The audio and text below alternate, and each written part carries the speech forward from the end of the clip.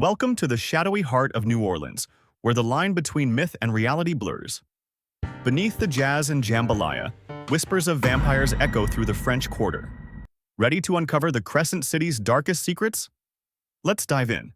New Orleans' vampire lore began with its early settlers in the 1700s. French and Spanish colonists brought tales of bloodthirsty creatures from Europe, blending them with the city's melting pot of cultures: African, Creole, and Native American. The above-ground tombs in St. Louis Cemetery, built due to the swampy ground, fueled eerie stories of the undead rising at night. One chilling legend involves the Casket Girls, young women sent from France in 1728 to marry colonists. Their coffin-shaped luggage sparked rumors they were vampires, their belongings vanishing mysteriously from the Ursuline convent. Fast forward to the 1930s, when the Carter brothers, John and Wayne, became the stuff of nightmares.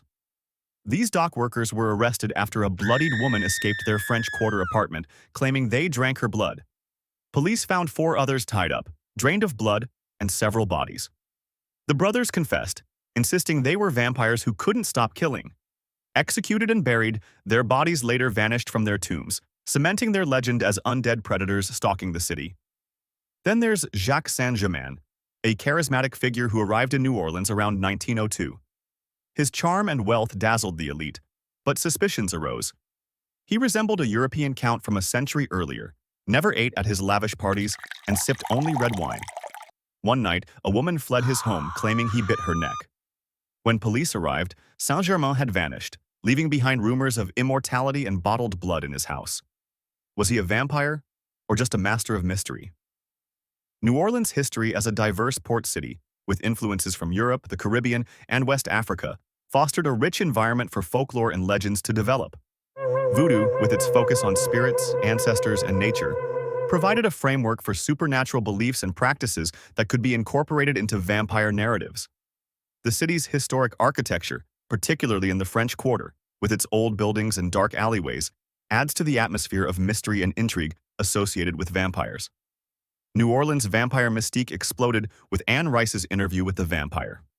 Born in the city, Rice set her 1976 novel here, weaving its decaying mansions and haunted streets into the lives of Lestat and Louis. The 1994 film, starring Brad Pitt and Tom Cruise, and later shows like The Originals, made New Orleans the vampire capital of pop culture.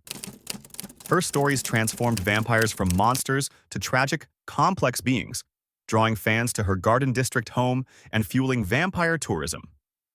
Today, New Orleans embraces its vampire legacy.